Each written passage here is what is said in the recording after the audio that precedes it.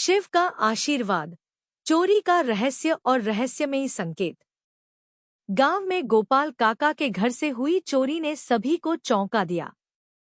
यह घटना जितनी साधारण लग रही थी, उतनी ही रहस्यमयी होती जा रही थी। राजेश और रजू ने जिम्मेदारी ली कि वे इस चोरी का पता लगाएंगे, लेकिन जैसे जैसे वे गहराई में गए, मामला और उलझता गया। रहस्यमयी शुरुआत। चोरी की रात गोपाल काका ने एक अजीब बात देखी थी। उन्होंने बताया, मैंने देखा था कि कोई काली छाया मेरे घर के पीछे छिप रही थी। जब मैं बाहर निकला तो वह गायब हो गई। उसके बाद ही मैंने पाया कि मेरे गहने और पैसे गायब हैं। यह सुनकर राजेश को मामला सामान्य नहीं लगा। उसने अपने दिमाग और शिव की भक्ति का सहारा लिया। वह और रजू चोरी की रात गोपाल काका के घर के आसपास की जगहों का मुआयना करने निकले। रात के अंधेरे में दोनों भाइयों ने एक सुनसान रास्ता देखा, जो गांव के पुराने पीपल के पेड़ की ओर जाता था। वहां जमीन पर ताजे खून के निशान थे, जो कुएं की ओर जा रहे थे। यह देख रजू ने कहा, भैया, लगता है ये मामला किसी बड़ी साजिश का है। शिवलिंग के पास अजीब घटना।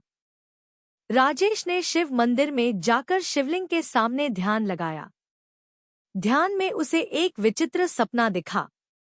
एक आदमी, जिसका चेहरा धुंधला था, लाल कपड़े में लिपटी चीजों को छिपा रहा था। पास ही एक अजीब आवाज सुनाई दी, जैसे कोई कह रहा हो, सावधान रहो, वह तुम्हारे करीब है।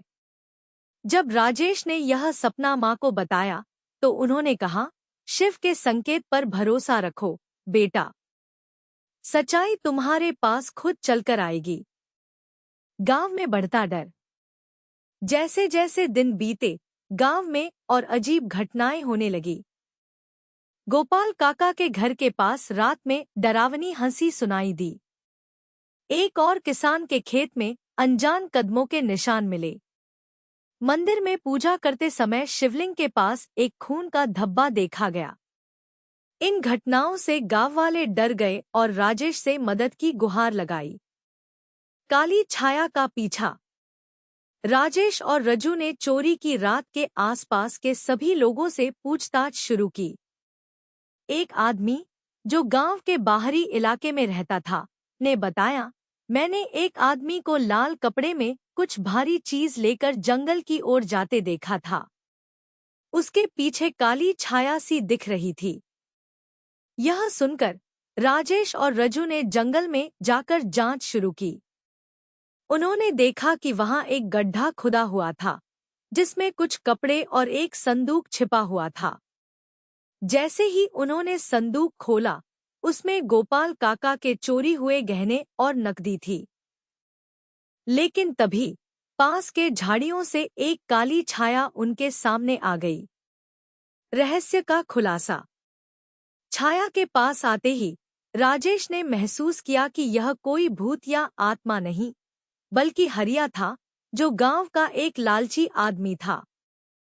हरिया ने कहा, मैंने चोरी की थी, लेकिन वह छाया मेरी नहीं है। मैं खुद उससे डरता हूँ। यह सुनकर राजेश चौंक गया। उसने तुरंत शिव का नाम लेकर ध्यान किया और पूछा, हे महादेव, यह छाया क्या संकेत दे रही है? ध्यान में राजेश को समझ आया कि छाया हरिया के लालच और बुरे कर्मों का प्रतीक थी।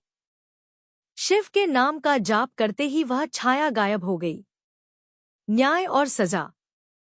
हरिया ने चोरी स्वीकार की और गांव वालों से माफी मांगी। राजेश ने पंचायत में कहा, शिव हमें सिखाते हैं कि हर किसी को अपने किए का प्रायश्चित करने का मौका देना चाहिए। हरिया को गांव के लिए काम करना होगा और अपने लालच को छोड़ना होगा। गांव वालों ने राजेश की बात मानी और हरिया को सुधारने का मौका दिया। नई शुरुआत। इस घटना के बाद गांव के लोग और सतर्क हो गए। राजेश ने गांव में रात में गश्त करने के लिए एक टीम बनाई। उन्होंने शिव मंदिर में नियमित पूजा शुरू करवाई। गोपाल काका के चोरी हुए सामान को लौटाकर उनका विश्वास वापस लाया। गांव वालों को समझाया कि अंधविश्वास से डरने के बजाय सच्चाई और भक्ति के मार्ग पर चलें। निष्कर्ष: राजेश ने अपनी बुद्धिमानी और शिव भक्ति से न केवल चोरी का रहस्य सुलझाया, बल्कि गांव में एकता और विश्वास का वातावरण भी बनाया। उसकी मां ने गर्व से कहा, शिव की कृपा से तुमने जो किया, वह पूरे गांव के लिए एक उदाहरण है।